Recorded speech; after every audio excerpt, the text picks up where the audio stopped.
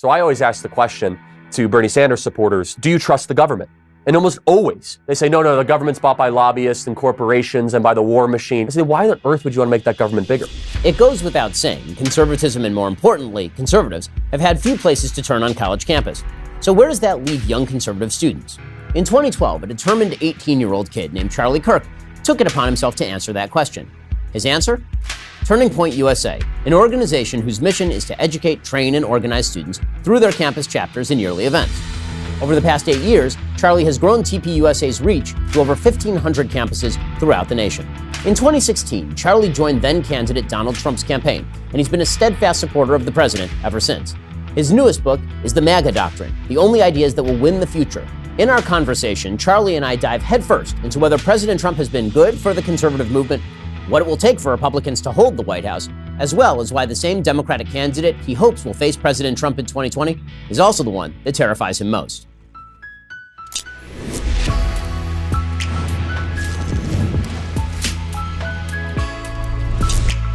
Welcome. This is the Ben Shapiro Show Sunday special. Charlie Kirk is joining us today. Now, just a reminder, we'll be doing some bonus questions with Charlie. The only way to get access to that part of the conversation is to become a member. Head on over to dailywire.com, become a member. You'll have access to all of the full conversations with every one of our awesome guests. Charlie, thanks so much for joining us. Ben. So I just want to make it clear from the very outset that it appears that Charlie and I are on equal eye level. There is an Apple box for President Trump. There's an Apple box.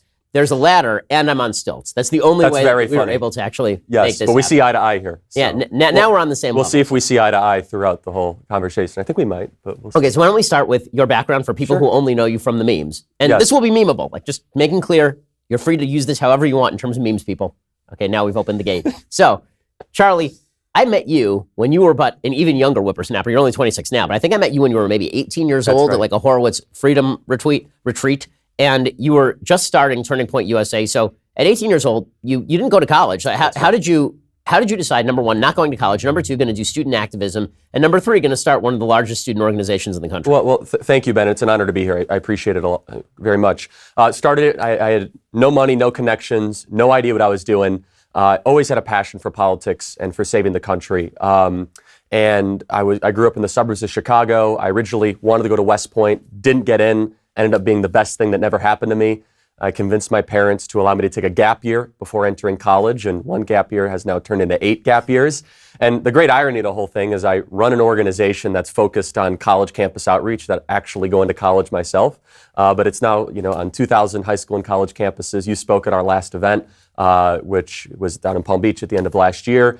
And look, you know this, you visit a lot of campuses across the country. There's a crisis happening right now in higher education where students are being taught to hate our country, where anti-Americanism is on the rise.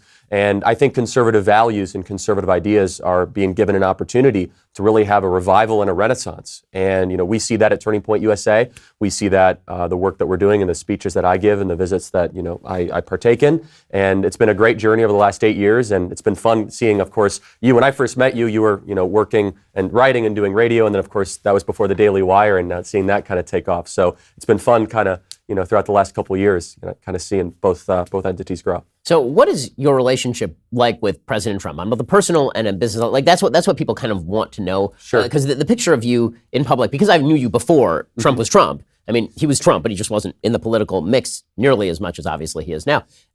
I knew you as conservative college campus guy. Most people now know you as kind of Trump guy online who does Trumpy things. So what is your relationship with President Trump? And that's fair. I wouldn't say that's the extent of everything I do, but that's definitely how, people will stop and say, hey, you know the president, don't you? Like, yeah, I do. Look, he's been extraordinary to me. And, I'm very candid and kind of upfront with it. He's been very good to me personally. His family's been really good to me. I met Don Jr. in the summer of 2016 after I spoke at the Republican National Convention. I felt, our country was going to go in a horrible direction if Hillary Clinton got elected president. Originally, I was a Ted Cruz supporter, and then, endorsed Trump as, he was the nominee, because that was what a lot of people did, including Mike Pence, who was a Cruz, then Trump guy. And I went up to Donald Trump Jr. and I said, look, we need to do something with students and youth infrastructure. I have a couple years of experience under my belt. I would love to travel with you across the country and maybe organize some student events. And his willingness to do that was unusual in politics. Usually you have to go through a hierarchy, and there really wasn't much of a hierarchy in the Trump campaign in those days, back in July and August of 2016. Obviously, a surprising election happened, and it was stunning for a lot of different people. And, the president, I developed a pretty good relationship with him, and he's been extraordinary in a lot of different ways. He's delivered results for our country, the likes of which I wouldn't have even predicted, for the conservative agenda and for, the American revitalization agenda. And, spending time with him has been a real thrill for someone that, never went to college and just started this organization on a whim, to be able to, meet with the President of the United States and be able to, inform of the things we're doing on college campuses has been, really exciting and an immense blessing in many different ways. So how do you bridge the gap between sort of what you do on college campuses and your activity with President Trump? What I mean by that is that by looking at polls, President Trump is wildly unpopular with young people, right? This is the one area where he is probably most unpopular just in terms of the polling data. Now, conservatism is never supremely popular with young people, particularly people on campus, but President Trump seems to have raised a particular level of ire with people 18 to 21. At the same time, you're running this major campus organization. He has people who love him on campus, no question. Yes. There are people who just adore him on campus. And they wear the MAGA hats to bed. Right. And when they shower into class, no matter what, there's a fervent base for him. 100%. So what do you think the mission of TPUSA is, and how does that combine with sort of what President Trump does and where it puts you guys in the position of maximizing the conservative movement, when on the one hand, it gets your supporters super passionate, on the other hand, Trump is such an alienating name for people who are young on campus? It's a great question. And look, so there's positive and negatives in any presidency when it comes to college campus outreach. And the positives has been it's opened huge amount of enthusiasm and interest on college campuses, where we have thousands of students attending our events, lots of opposition that comes, and that makes the events far more exciting and with a lot more energy than it otherwise would have been. I have a 7-8 year window. I can say from the moment that President Trump got elected, college campus activism from Turning Point USA side doubled, tripled, quadrupled almost overnight.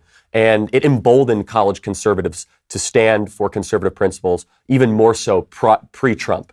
And now, mind you, I've been doing this for a couple decades, so my reference point is only about 8 years. But I could tell you that the Mitt Romney Republican Party, we would not have kids that were doing what they are today, where they're starting students for Trump groups at UC Berkeley or University of California, Irvine. I think that's one of the positives of the Trump presidency, is that conservatives are less afraid than ever before to say what they believe and to stand with conviction. And the president has definitely, I think, taught us that you can punch back twice as hard, to use a Barack Obama expression that you use quite often. And I think that's one of the great positives of the Trump presidency and him as an individual, is that you have to recognize that the left is a destructive force in our country. And I think Newt Gingrich says it best: if President Trump's ideology can be best summed up, he's an anti-leftist presidency. Right. And I agree with that. And I think that if you recognize the left in media, culture, Hollywood, and academia as a corrosive force to our culture and our country, and you make them the enemy and we're going to put them in opposition, I think that's been very, very helpful to us as an organization fighting on the ground in college campuses. So what do you do with the folks who are in the middle and convincible? So as I say, Trump is phenomenal at firing up the base. I mean, you see it at his rallies. You see it, you see it online. I mean, his base is fired up. And this is because, as you say, Trump is uniquely aggressive. He is, as I said during the campaign in 2016, a hammer in search of a nail. It's extraordinarily satisfying when he hits a nail. It is not as satisfying when he hits a kitten. But with that said, when it comes to what's happening on college campuses, how do you reach out, and have you had any success reaching out to people who are wavering, or is it more along the lines of emboldening people who were quiet before to come forward? There's a lot of that, and I'd love to get your feedback, because you go to these campuses too, and you get a lot of different questions and from people. And there are people that come to the front of the line and ask questions, and they'll say, "Charlie, I like what you say. I like the ideas. Just I'm not there yet on Trump." And my perspective on that is, look, I believe what I believe. I'm going to defend the president and his agenda and what he's done for our country. And more times than not, students will say, okay, I might not agree with all that, but I appreciate the fervency that you support him with, and you explain it better than most people would. And that's the position that we take. And I think the movable middle, if you will, has become more winnable than ever before because of the Marxist insurgency in the Democrat Party.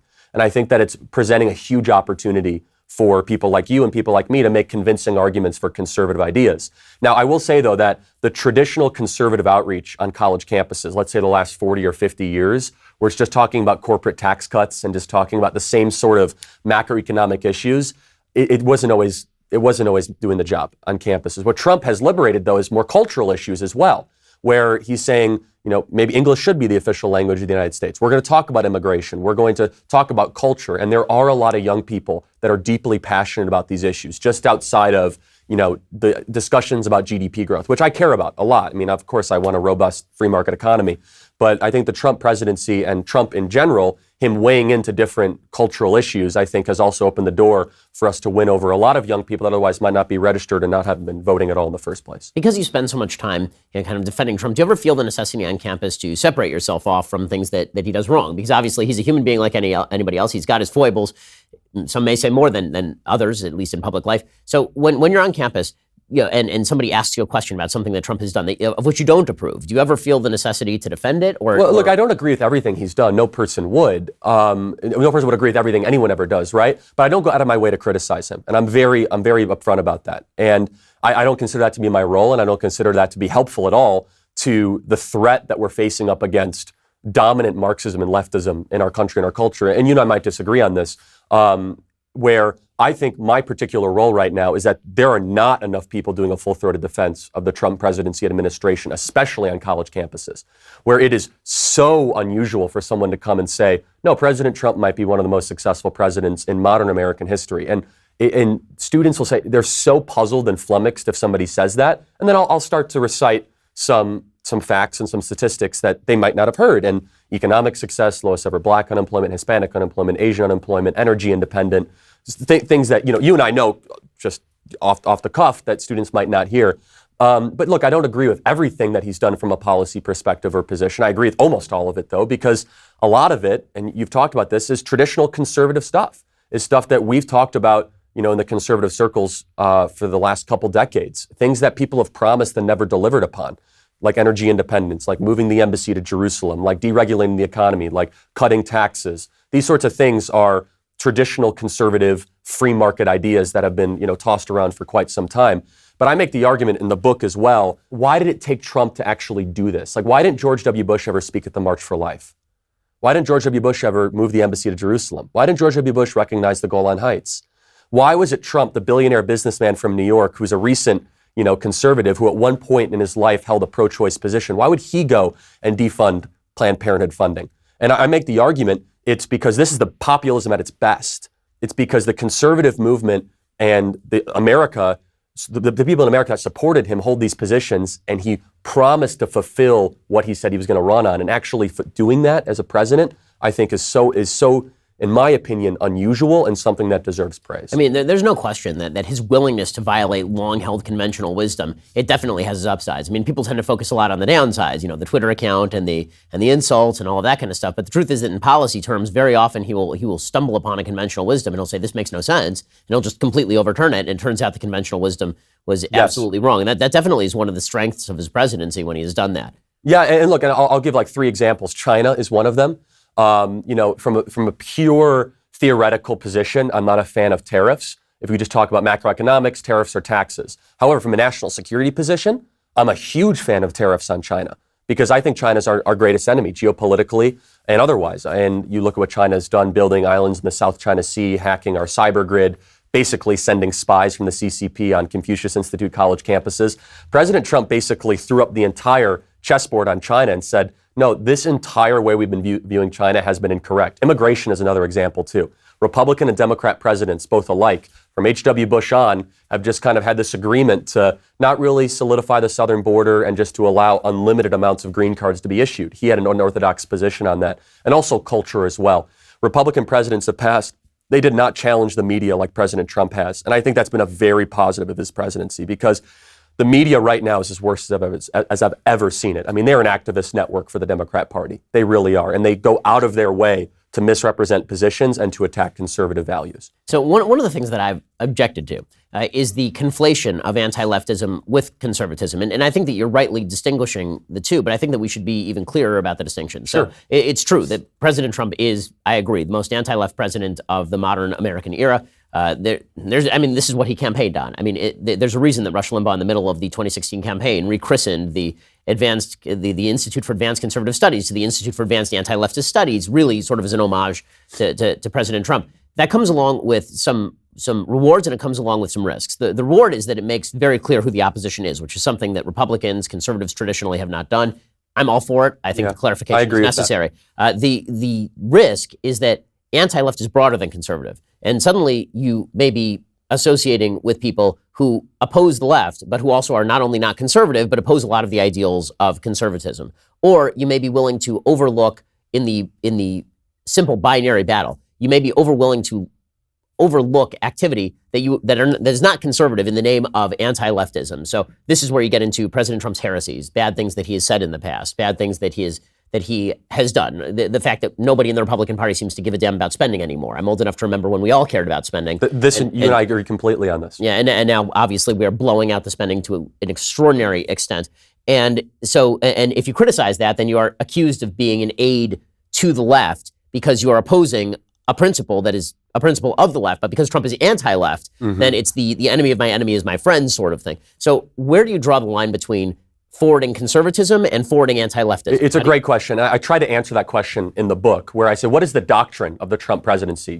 Monroe had the Monroe Doctrine. I call it the MAGA Doctrine, which the argument I make is that it's a blend of conservatism, populism, common sense, and a pro-American approach. And I look back to the Reagan era, and we had 8 years of awesome conservative wins under Ronald Reagan. And H.W. Bush undid a lot of those. H.W. Bush grew the size of government. He put back bureaucrats that Ronald Reagan fired. And all of a sudden, we kind of saw a descent away from Ronald Reagan conservatism. And we have to remember, Reagan was a populist, too. I mean, Reagan was both a conservative and a populist.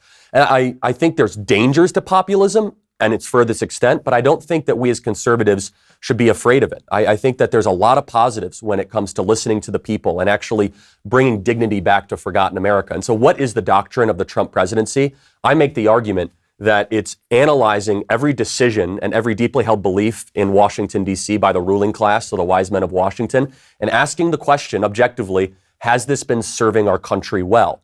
And then if no, what is the proper approach to it? And by using that kind of common sense approach, he's actually come organically to conservative positions that other people that ran on conservative positions would not have organically come to, such as standing for life. We've been to the list, canceling the Iran deal, getting out of TPP, getting out of the Paris Climate Accord. These are things that traditional conservatives might not have actually had the backbone to do that. And it's a question I get a lot, like what is the actual belief system? What is the philosophy? Well, what he's trying to do is really hard, which is to try to recover and renew a country that was almost in managed decline by a bipartisan big government consensus and a globalist consensus under kind of the Bush, Clinton, Obama years, which was, all right, George W. Bush would be more, we'll get corporate tax cuts, we'll kind of keep the borders open, and we're going to be more hawkish on foreign policy. Obama, exact opposite. We're going to send billions of dollars to the evil Iranians, still keep the borders open, but we're going to have anemic economic growth. I make the argument, the doctrine that he espouses and that he believes in is one we can learn from and we should advance for the next couple decades and hopefully next century, which is, are we actually seeing results for the people that he ran to represent? And it seems as if we had a ruling class party sent, post-Reagan, and Donald Trump, I believe, has positively disrupted that. One of the questions that I have about ideas like the MAGA Doctrine is, are we trying to inflesh a skeleton that can be infleshed in a number of different ways? Meaning, we're trying to.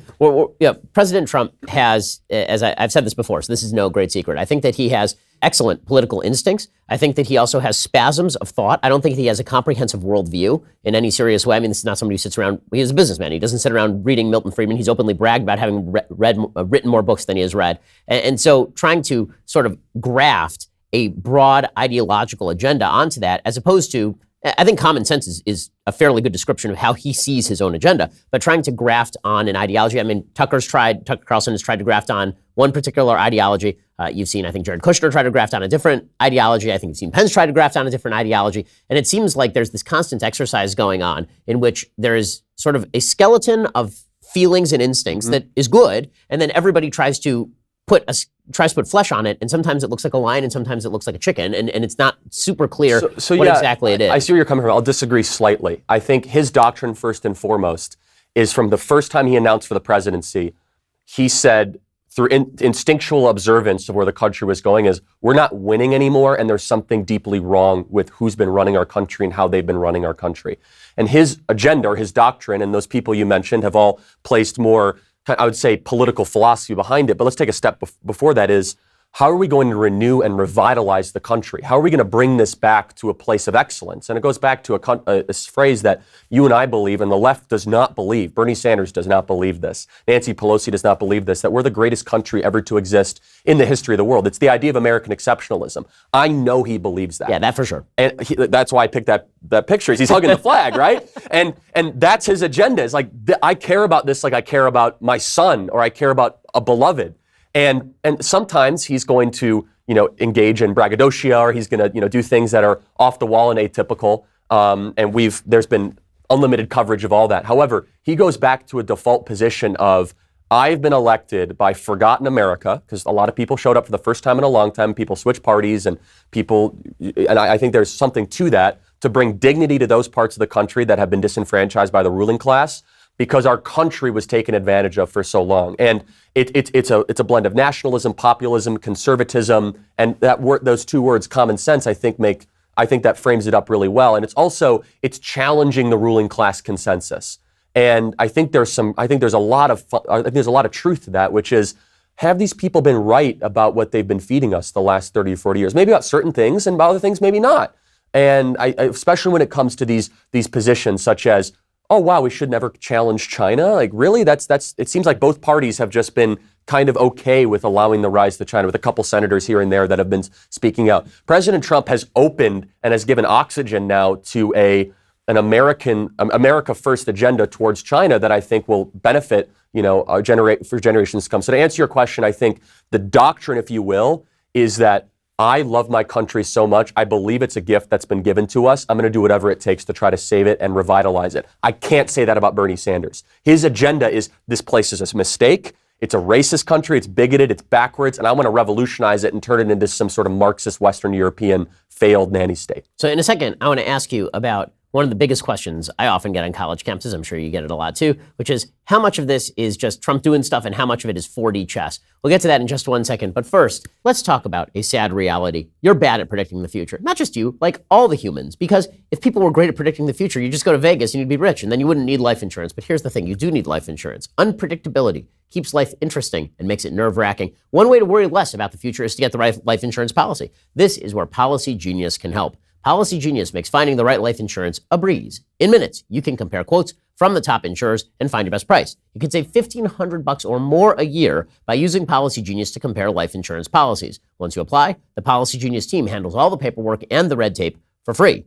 And Policy Genius doesn't just make life insurance easy, they can also help you find the right home, auto insurance, disability insurance. They can help you do the bundling, the whole deal. So, if you haven't found a play-by-play breakdown of your future inside a crystal ball or a fortune cookie, that's okay. Be prepared for anything with life insurance. In just a few minutes, you can find your best price and apply over at policygenius.com. Also, just be a responsible human being. God forbid something should happen to your family, will be without your income. You don't need that. What you do need is life insurance. Policy Genius will always get the future wrong. Better to get life insurance right. Okay, so let's talk about how President Trump is perceived. So I think one of the critiques that some people make of you particularly is that maybe you're giving the president too much credit on his sort of how much of this is planned. So I, for example, love a lot of the policies that you just talked about. I also happen to think that politics is much more Veep than House of Cards, and I think that everyone is basically a moron. And so when the president says things that appear to me to be not brilliant, I will say that appears to be not brilliant. That I think that's kind of dumb. You've been criticized for sort of the 4D chess model of thinking of President Trump. That President Trump is thinking 3 steps ahead, that when he says a thing about Colin Kaepernick kneeling for the national anthem, he's not doing that because it's just a gut instinct that he's tweeting out, but because he's actually thought through the ramifications of whatever it is he said. Now, that may not be a fair characterization of you, but how do you think about that? I don't necessarily think it's a fair characterization, but it's fair to say I get that accusation. Yeah, exactly. So let's say that. I will say from my time, spending time around him and seeing him be able to predict things correctly. For example, he said, I'm being spied on. People laughed at it. Remember, he said that tweet out during transition. Actually, turned out that there was a lot of nonsense in the whole FISA process that he was being spied on. I think his instincts are terrific. And one of the things I talk about in the book and otherwise is that he does have 40 years of built up experience in a wide variety of different endeavors, from pop culture to television to building buildings to the woman rink, that does make him a very unique individual to be able to address this multitude of problems and these issues. And so I asked myself the question, So is it, and people should ask themselves a question too, like, is it instinct or is it just kind of flying blind? Is he just, hitting things in the dark? I believe it's instinct because if it was just flying blind in the dark, why was it that other Republican presidents that we've seen in the last 30 years were able to do what he's been able to do and have the courage and the conviction to be able to do this? I'll give you some examples of this. Why did it take President Trump to renegotiate NAFTA, the USMCA, which is great for our country, bipartisan consensus, big credit to Jared Kushner and his team that worked really hard on it. Why did it take President Trump to be able to get the VA Accountability Act done or get right to try? And I make the argument that he's not afraid to push boundaries of kind of the bureaucratic consensus in DC, where they'll give him no for an answer, and a traditional politician that was born and bred in politics in the U.S. Senate will probably take that more seriously. And he's unafraid because of his experience and because of where he's been and who he is to say, when he's saying no, what do you mean by that? And he's not afraid to push those boundaries. I think that's a healthy thing for our country.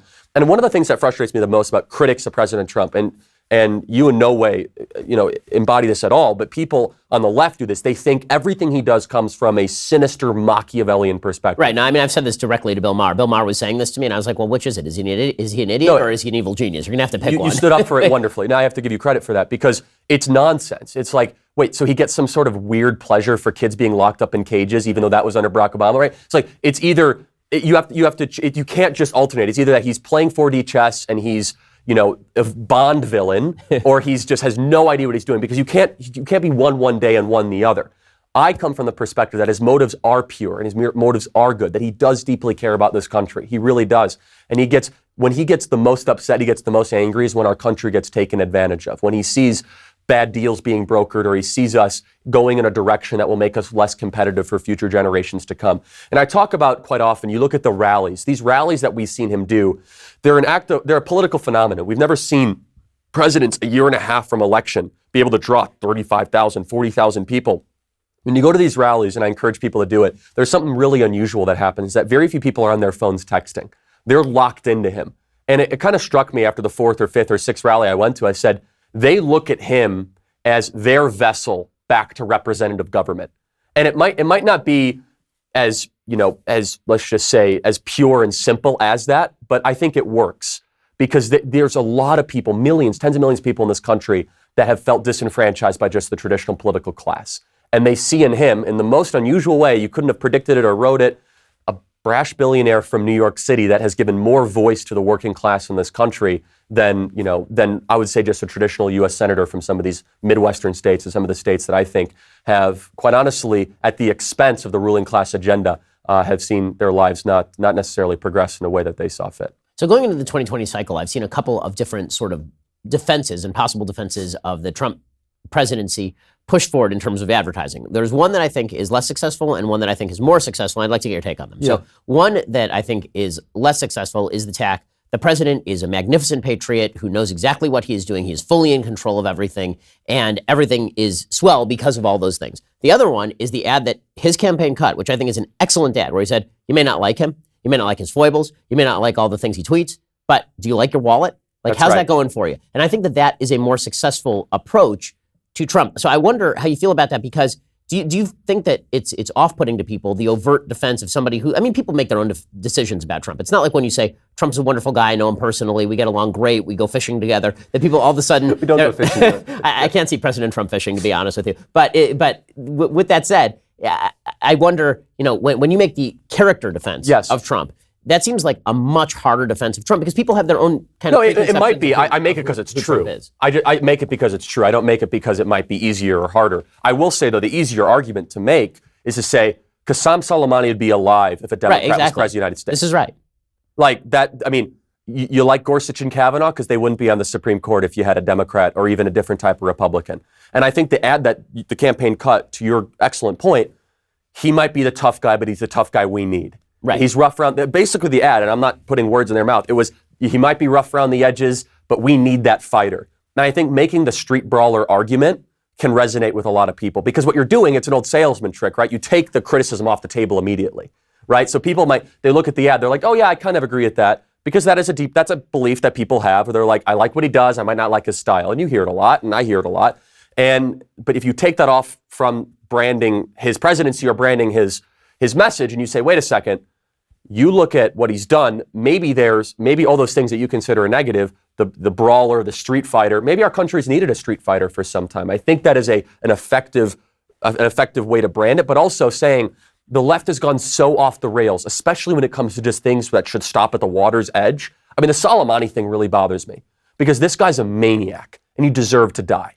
He was a terrorist. And if Pete Buttigieg is the nominee, low likelihood that happens, right? He basically said, yeah, Soleimani would still be alive. For a family in Florida that's wondering who to vote for, that's a pretty stark contrast that like Qasem Soleimani would be alive or not alive. A guy that killed, you would know better than I, 500, 600 Americans, in the Iraq war. And so I think that kind of binary choice does a lot. And I think the president is going to be really hard to run up against because I think he gets more popular the more binary the race becomes. Because politics is a binary choice. It's not a referendum ideas. It's not, do you want this water reclamation district or not, right? It's do you want Bernie Sanders or do you want President Trump? Or do you want Bloomberg or do you want President Trump? And I think in some of those matchups, all of a sudden President Trump becomes a lot more appealing to a lot more people. So this may be a moot point because President Trump has not been supremely malleable to criticisms of his excesses. But there are kind of two perspectives about dealing with President Trump that we've seen inside the administration and outside. One is the let Trump be Trump view. Like just let him free, unchain the man, let him run through the China store. He's bull in China shop, but we need the bull. And then there is the perspective, well, let's critique him where it's possible. Let's try to convince him. Let's try to talk him down. Obviously, look, I've been of the second view. This has been perfectly obvious. I think that he has been hemmed in by his advisors on a wide variety of occasions in which it has been quite good for him to listen to his advisors. Where do you come down on the Twitter is a good example. Like, I'm of the view, and I think a lot of people in and out of the administration are of the view, it would be wonderful to have one person read his tweets before he hits send. Just like one guy, it doesn't matter, just like the secretary down the hall, just the janitor, like somebody read the tweets before he hits send. And then there are people who say, no, that would inhibit him, that would stop him. We've seen this break into the open relatively recently with regard to Attorney General Barr, who's like, can you just stop tweeting about the cases I'm handling here? You're undercutting me. And Trump's like, well, I know I'm undercutting you, but whatever, man. Like, man's got to be what a man's got to be, YOLO. So where do you come down? So look, I'm going to make an argument that will be a little kind of atypical. So, which is, there are people in this country, when you go to these MAGA rallies, you go to Iowa, you go to Ohio, they love the tweets. They do. For sure. And there is a population out there. And I don't interface with them every single day. I interface with them, more than most, and they love it. And there is a point to this, though, and a common criticism I get, and part of the rise of Bernie Sanders is the authenticity argument. Oh, yeah, that Marxism stuff, I'm not really a fan of it, like the fact that our country is going to burn. But he really seems like he knows what he is who he is. I would make the argument that if President Trump became too political, became too DC, and became too vanilla, he would lose a lot of his base. Maybe that's overestimated. Maybe I'm overcompensating it. Maybe I'm handicapping it. But there are people that are pleased that he's the same person that he was on the escalator that he is today. He's turned down from like a Spinal Tap 11 down to like a 2, but like an 11 to an 8.5. Right? And look, none of us will know the balance of how much you get and how much you lose. I will say this, though, that he does command the news cycle better than any other president we've ever seen. And there have been high-level quality social media tweets and trolling of the left, the likes of which is going to be legendary in the halls of internet culture. Seriously, though. And if he's going up against the left with that kind of fervency and sometimes say, oh, maybe you shouldn't have tweeted this, I say, no. He recognizes the threat to this country. And that goes back to the anti-leftist thing, right? And Dennis Prager makes this argument quite often, which is, if you and you recognize it, of course, they will not be stopped unless they come up against someone willing to punch them back twice as hard. And I think President Trump is that man for the moment. And, I get a common criticism from people. They say, well, Charlie, you're a Christian. How could you support this, right? How could you do this? I say, and you might appreciate this. Well, then we got to take Samson out of the Hall of Faith. I mean, Samson was a man who, in a prostitute's bed, God came to him and revealed to say, basically, I need you to go fight the Philistines. And with the jaw of a donkey, he, killed 1,000 Philistines. I can't teach that in Sunday school, right? That's pretty brutal. I would make the argument that Trump, for lack of a better term, was called for a moment like this to be that brutal street fighter that we really needed. And if it's indelicate and if it's not, right down the fairway, so be it. Because there's an enemy, there's an opposition to a blessing that God gave us. That is this country that is in need of that kind of street fighter. I mean, my only critique of that would be, it would still be better if Samson had not been stripping the prostitute at the time. No, I'm not defending it. I'm not. Trust me. But you can't dismiss the argument. I mean, in Hebrews 14:4, he's in the Hall of Faith, right? The quote unquote Hall of Faith. Yeah. Right? And he had his own moral indiscretions. We all do. right? There's different extremes, there's different It variations. didn't go of great it. with Delilah. I mean, let's be I'm fair. just saying there's different, but in the Bible, you and I both, consider it to be the holy word of God, right? And I'm not ripping on Samson. No, I'm not accusing you of that, right? I'm just saying that's an instance of someone who was flawed multiple times, right? And we see that. But he was called for a specific fight to bring God's people against an opposition, which the Philistines, and to fight pretty brutally. And now I'm using that more metaphorically. Right. I think President Trump's going to take a donkey, jaw of a donkey. For Media Matters, Charlie is not calling for President Trump to slay 1,000 Democratic National Committee staff. Right. I'm not saying that at all. But the analogy is that sometimes God calls impure, unusual people to go fight for righteous causes. So let's talk about one more thing with regard to the anti-left thing. So again, anti-left, all for it. Leftist tears, we love them. I love it. But one thing that worries me about the anti-left attitude, as opposed to the conservative attitude, and I think that you need both, right? Conservatism is anti-left because it's conservative, not just because anti-left is anti-left, is something that you've come up against, and that is the gatekeeper problem. So there are a lot of people who consider themselves anti-left who also happen to believe atrociously awful things. Yeah, and you and I have both denounced them publicly and at events and all that. Right. So where's the line drawn between what is appropriate behavior in fighting the left and what is inappropriate behavior in fighting the left? Great question. That's where morals come in, right? That's where we have to say, we don't believe, you don't believe this and I don't believe this, one race is better than the other. Like, I don't believe that America should be, by any means, any sort of exercise in a racial majoritarian experiment. That's not who we are. It never has been. I mean, the phrase e pluribus unum is part of the American Trinity. E pluribus unum, in God we trust, and liberty. And so here's where I make the argument in the MAGA Doctrine, and is so you have conservative values incorporated anti-leftism and populism, right? But let's take it to a further extent, which is and President Trump has denounced the hatred. He has denounced the vile, insidious nonsense that is out there. And he's gotten more forceful and he's gotten more ahead of it as time has gone on. Because unfortunately, they're a minority of a minority, but they're out there and they have real hatred for certain individuals. And I'm not going to say any names, but that's just how it is. And I go up on college campus sometimes, I get questions that are horrible about Jewish individuals, and horrible, horrible things. And I denounce them and I fight back against it. However, that's where it comes into our moral position and our conservative position of the belief in the American Trinity.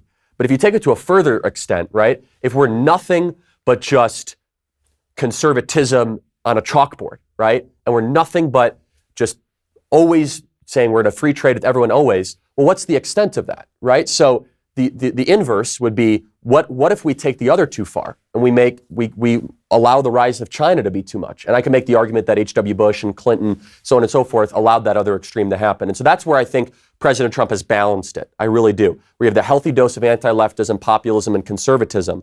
However, when that hatred comes up and it rears its ugly head, we have a moral obligation as conservatives to kick out the demons in our own ranks. And it's something the left will never do. They never, ever exercise the demons in their own ranks. In fact, they embrace them. One of the areas where you've obviously come under a lot of criticism on campus is from this specific group that we're talking about. This has become a headline-worthy issue when they tried to do the same thing to Donald Trump Jr. and Kimberly Guilfoyle. And they've been approaching you on campus. And the specific criticisms, aside from the sort of just plain racism of it, seem to be that you're too socially liberal. So what is your perspective on social look, I believe marriage is one man, one woman. I believe in biblical marriage. I always have.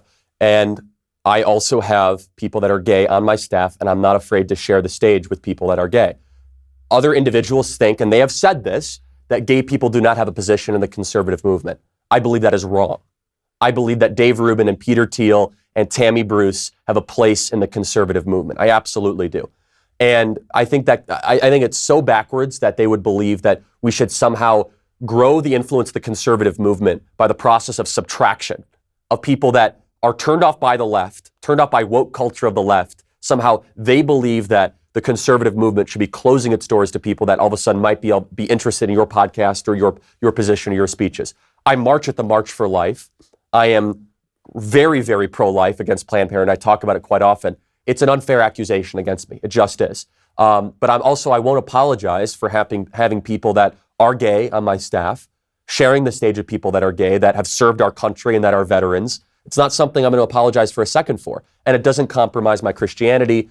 my moral positions on marriage or my conservative beliefs. Okay, the other critique they've been hitting you with is that you're supposedly too soft on immigration. So I want to give you a chance to respond to their charge that you are some sort of open borders. Yeah, again, I appreciate you actually bringing it up because I can clear the air on it. It's nonsense.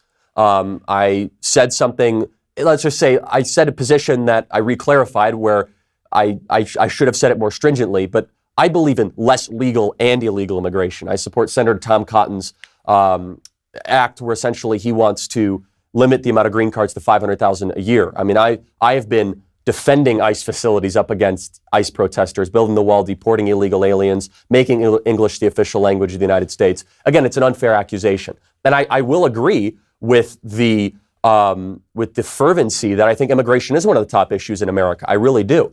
However, if your drive for that immigration policy is rooted in hatred of another group and position or in racial supremacy, that's wrong.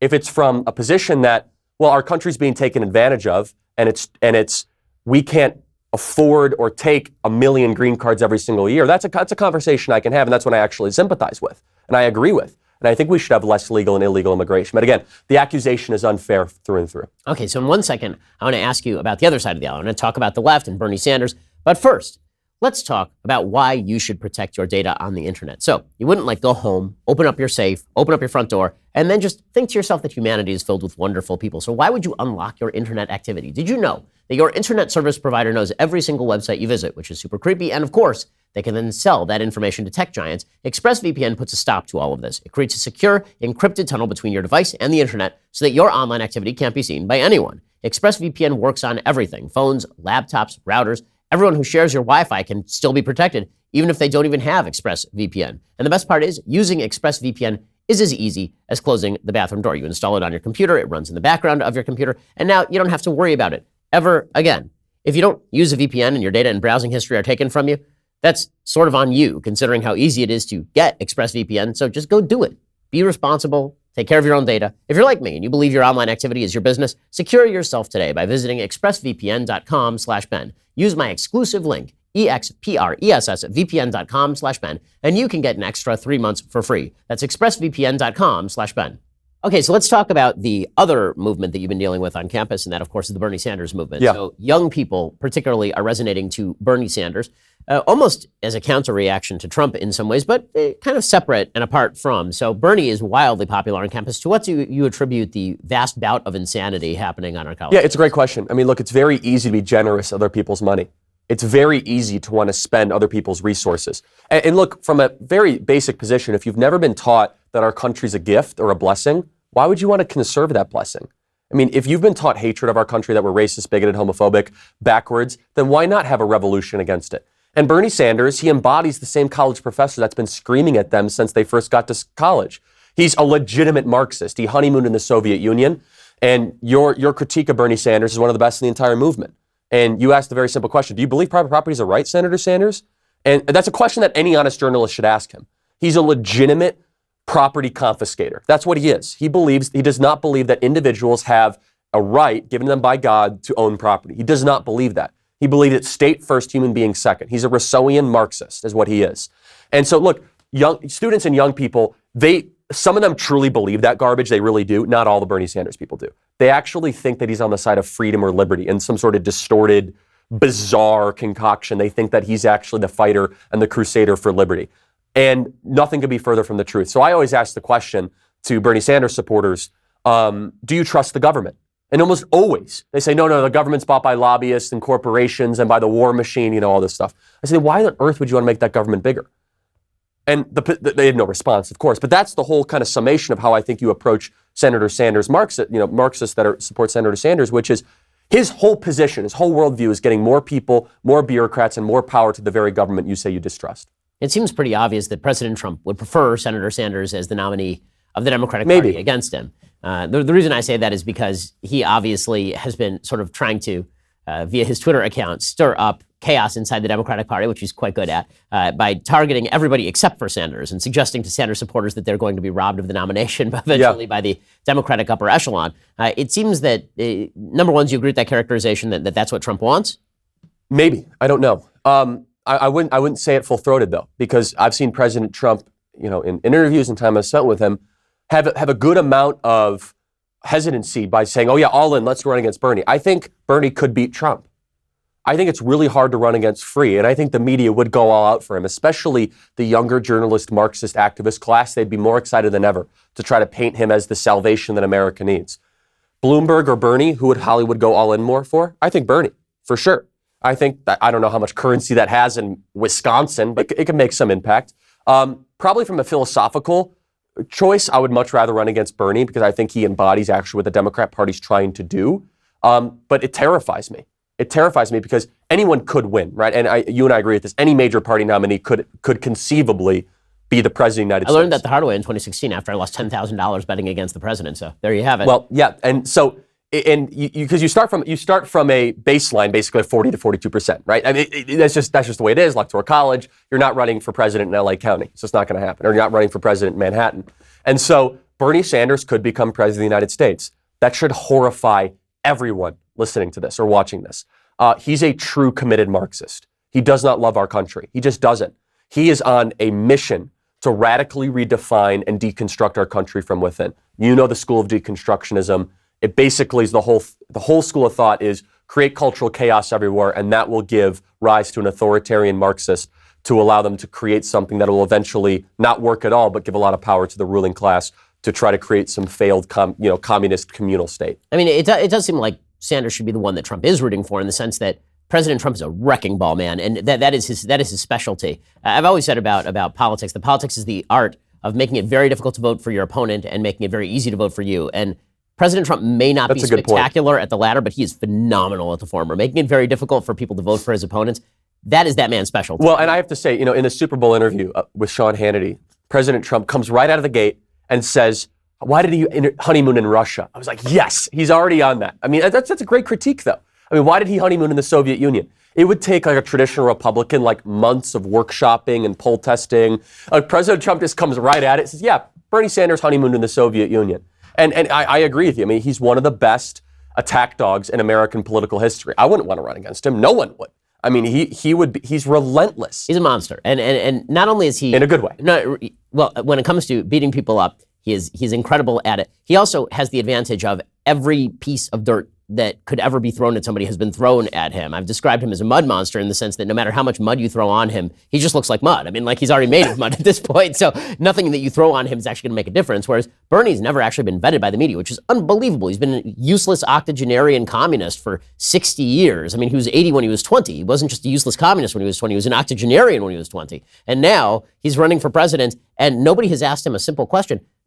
The other night when Michael Bloomberg finally asked him a question about his lake house. And Bernie had never been asked a question about his lake house. I mean, it was perfectly obvious that no one had ever just asked him straight to his face about the fact that he's a millionaire with a lake house, and nobody else on the stage had done it, and he didn't have an answer for it. And I just thought to myself, Donald Trump is going to drive to Bernie Sanders' lake house, pry up a floorboard, and figuratively beat him to death with it. That's right. On a public stage. And you know what he'll do? He'll say, this is not even that nice of a house. That's exactly what he's going to say. He'll say, he said about Mount Vernon. He's certainly going to say about Vernon's crap lake house. He'll say like, Champlain. he's like, wait a second. This is not the view's not even that good. He's like, I would have built it better, cheaper, and quicker and better on time. And by the way, by mocking it that way, it would get 10 times more visibility. It'd be the front page of the New York Times. President Trump says Bernie Sanders' third home is not well built. By doing that, more people would actually know about his lake house. And look, I have to say that Sanders, I think he's actually in a position he didn't think he would be in. He's more focused on his revolution and his movement than becoming president. I don't think 8-9 months ago he thought he'd be in this position. It just so happens Elizabeth Warren is so unbelievably bad at politics, like really, really bad. I mean, she lies about everything, about her heritage, about her father being a janitor or something, a working class, everything. And she's part of the ruling class professor, and she just seems like she's always scolding people. And it was kind of the default position of the angry Marxists in the Democrat Party, like, yeah, I guess we still got Bernie. He's still screaming about it, right? Sure. And because of that, he has a great grassroots, he's a great grassroots base. He's going to win. I think he's going to win states like California and Texas. I just do. And he probably will be the nominee. And people say, well, they're going to try to steal it from him. I think that's a harder bet. I think it's actually it's more likely he's going to be the nominee than they try to steal it from him. That's my perspective. Yeah, I agree. I think that as long as he wins a plurality of the delegates, it's almost impossible to take it away from him. That's right. Because he's going to walk out of that convention and he'll just say to his people, listen, I'll campaign for the nominee, but they're all going to stay home. I mean, they're all going to stay home. And Michael Bloomberg's bizarre bet that if they get to the convention and he has the second most delegates, that he's going to be able to walk in with his giant bag of cash, plop it on Tom Perez's desk and say, I'll spend $5 billion on this election if you just throw Bernie out. I can't see Tom Perez taking that deal because the press is just too bad for him. Well, yeah, and again, if you look at the numbers, and this is a flawed way to look at primaries, like, oh yeah, this person drops out and all their votes is going to go somewhere else. It doesn't work that way. Right. It can work a little bit that way. The best fit, though, is Warren and Bernie. Like, if Warren drops out, they're not going to Michael Bloomberg anytime soon. Like, her whole shtick, that 10% that she has, is billionaires are bad, Marxism, but a little bit lighter touch than Bernie Sanders. And her decay, if you will, and her decline will fuel the rise of Bernie Sanders. And I mean, maybe there might be a Bloomberg-Buttigieg alliance that could be formed, but they're not angry enough to be the nominee. I mean, they want Kathy Griffin, Colin Kaepernick style anger. That's who they are. I mean, they want tear it all down. Donald Trump is the worst president in American history. This country is horrible, and we're going to take it back. Like, okay, great. Get 80% of the votes in LA County and have fun losing Wisconsin. Do you think the president has a good shot of winning the popular vote this time? No. So last time, So that would be the question, right? I mean, and I admit it, as a Trump supporter, I think he might lose the popular vote worse this time than in 2016. And thank goodness for the Electoral College. And the Electoral College is brilliant. It's important. It's a safeguard of our republic. We're not a democracy. We are a republic. Huge difference. And I don't think that the coastal elite cities dominated by Malibu and Manhattan should dictate our elections. In fact, I can make an argument you have to go to a more diverse pockets of the country to win the presidency under the electoral system. So I don't think he'll win the popular vote, nor should he try. So basically all resources into Wisconsin, Pennsylvania, Michigan, Not only that, like all resources into 5 or 6 counties in those states. I mean, you're talking about West Milwaukee. I think the black vote could have a huge impact. I really do. And especially if they nominate, Bloomberg or Buttigieg, which again, I think is unlikely. But I still think against Senator Bernie Sanders, I think black Americans and Jared Kushner and his team deserve a lot of credit for this, have delivered a lot of results for black America that otherwise would not have been delivered. Criminal justice reform, opportunity zones, lowest ever black unemployment. Do I think he'll win 50%? That's probably unlikely, but 15 or 20% I think is conceivable. Okay, so let's look at the second term of a Trump administration. So what does that look like? Because we've seen basically no plans. I mean, he got the tax cuts done. Presumably, he moves to make those permanent, and he's done the judges, and presumably there will be more. There will be more vacancies, and he'll fill the vacancies. But we haven't really seen from President Trump what are his plans for a second term, because that Republican agenda, unfortunately, has become extraordinarily short, right? Because spending cuts are very unpopular. Yeah. The president has basically pledged that there will be none. He's pledged that for a long time, is that he's not going to cut Social Security or Medicare or Medicaid. The budget that he proposed some future cuts to future increases. What is the agenda really like? What's on the agenda? It's a phenomenal question. It really is, because second terms can be really tricky. The second term of George W. Bush was a disaster. It just was. It was mismanaged. There was no clear vision. And from here's what gives me confidence, though, is that the White House is getting to a place where it's working as well as it ever has. And I could tell you that from Jared Kushner to people that are back in the White House that are not spying and leaking on the president of the United States, where you have disloyal people that are writing books and trying to counter him. I don't like any of that. I think it's nonsense, and I think it's garbage. I think that you serve the president of the United States, who's a vessel of the American people. You're not there to try to leak or to try to earn goodwill with journalists. So I have confidence that in the second term of this presidency, that you're going to have a better working, functional White House than you did in the beginning stages of the first term. But you need some really big agenda items. And if I were to kind of my wish list, I would agree with you. Size and scope of government and government spending. We got to get back to the Tea Party movement of deficit hawks. We just have to. We have to have harsh government spending, and we got to get this under control, because you and I are both going to either experience hyperinflation or anemic economic growth or uncompetitiveness if we don't get our spending under control.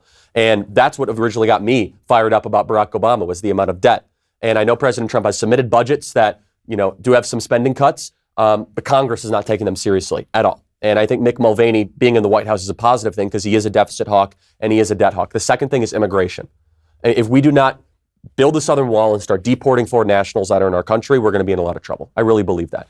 And this whole idea of comprehensive immigration reform, that's a talking point, I think, of the left and the soft right, just to try to get amnesty for a bunch of people so they can vote for Democrats in the future. So I don't know how you're going to work with Congress on that, but that's going to be something that has to be addressed. I think the third issue is taking on the tech companies. That doesn't mean that has to be a huge amount of regulation. I don't know what it looks like, But if I have to say one of the top issues in the conservative base is censorship, and is the tech companies just acting as if they're total authoritarians in our country. And I'm hesitant for government regulation. As a free market guy, I actually think regulation could help the very people that I'm critiquing more than not. It could actually be a shield for the monopolies. But he has to do something about that in his second term. Okay, so looking forward beyond Trump, and I know that that's nearly impossible because Trump is not only the lodestar of sort of all politics right now, the gravitational center. He's the black hole of all media attention, right? Everything not only revolves around it, but is sucked into it. And so it's hard to foresee a future in which President Trump either is not president or is not sort of the directing force in the Republican Party. But you're 26. Yeah. I mean, President Trump is how old? 74? So he's getting up there. I mean, the man should live long and prosper. You will be alive longer than President Trump, barring you being hit by a car or an early case of terminal cancer. So with that being the case, beyond 2024, what does the Republican Party look like? Because there are these really, I think, large internecine wars that are being glossed over and papered over by the fact that there is a Republican president in the White House. Yeah, and it's going to surface sooner rather than later. And that's part of why I wrote the book, is what is the doctrine? What does the future look like? You're starting to see it right now between common good conservatism and right-based conservatism. And I genuinely see both sides of the arguments, and depends on the issue. I sympathize with one side over the other, all depending on it. But that's going to be a huge, huge debate going into the future. But what is I think that couple things that the Republican Party or the conservative movement can take away from President Trump, which is take the populists that you represent really, really seriously. Don't ignore issues that might be politically incorrect, that are harming people's lives, like immigration or trade, ever again.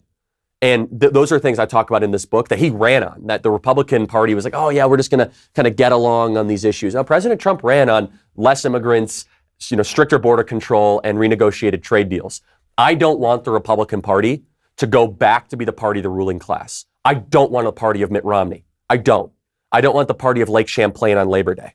Like, that bothers me, where it's just an elitist party, where it's just the same people circulating the same sort of elitist talking points. I want to be the party of the people that shower before work and shower after work. I want to be the party where labor unions think the Republican Party stands for them too. And we can have disagreements about how labor unions raise the cost, and I think there's some validity to that. But totally disenfranchising labor in our country, I think, was a big mistake, and President Trump, I think, proved that. I don't want to be the party of the Rockefeller, Romney, Bush, kind of philosophy. And I think those arguments are going to play itself out tremendously. And I think that where rights-based conservatism has really, really good points, which is you only got one gun, you make this point, right? Don't ever do anything with this gun you don't want someone on the left to do. Awesome point. Where common good conservatives make the point, which is we have a declining culture and country right now and people that are really suffering. Why are we not doing more to help them right here, right now? Both have validity. They're going to play itself out, and I think it's going to be pretty heated, to be perfectly honest with you. And to your point, President Trump being the anti-leftist president has kind of kept all of that at bay. But post-Trump, whatever that looks like, if he gets reelected, January of 2021, you are going to have a jump ball, to use a basketball analogy, the likes of which the conservative movement has not seen since the time for choosing speech Ronald Reagan back that he gave at the convention. So I do want to ask you one final question, Sure. Charlie, and that is what your plans are. Like, what do you plan to do over the next 15 or 20 years? Since, again, you're 26 years old. But if you want to hear Charlie's final question, then you have to go over to dailywire.com. When you do, and when you go subscribe, then you will get the rest of our conversation over there. Now, be sure to go pick up your copy of the MAGA Doctrine, because it has gold lettering on it and a picture of the president hugging the flag. So it is an exercise not only in brilliance, but subtlety. I mean, clearly. Charlie, thank you so much for stopping by. Appreciate it.